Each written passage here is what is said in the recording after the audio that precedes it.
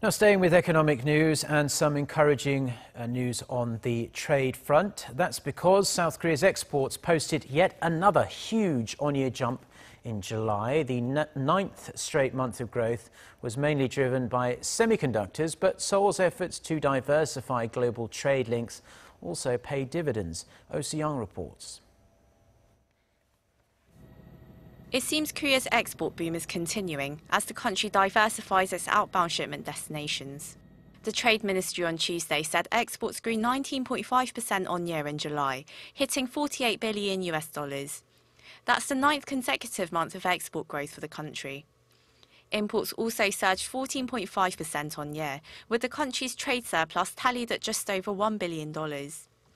IT products were yet again the main drivers of export growth, as semiconductor sales jumped 57% on year, with solid-state drives hitting a historic high of $520 million. Korea's shipbuilding industry saw a jump in exports on a spate of new vessel orders. But another major growth contributor in July were increased shipments to other Asian countries. Exports to India surged 79.2%, fueled by rising demand for wireless communication equipment and machinery.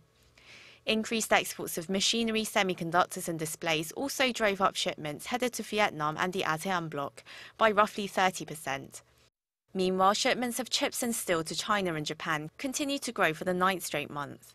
Trade with the US also picked up 7%, despite a significant fall in exports of automobiles and household electronics.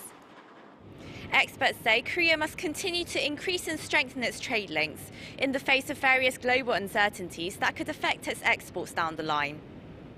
Risk factors include US trade actions against Korean goods and businesses, as well as a possible slide in global oil prices and financial market uncertainties, as the US Federal Reserve looks to reduce its balance sheets.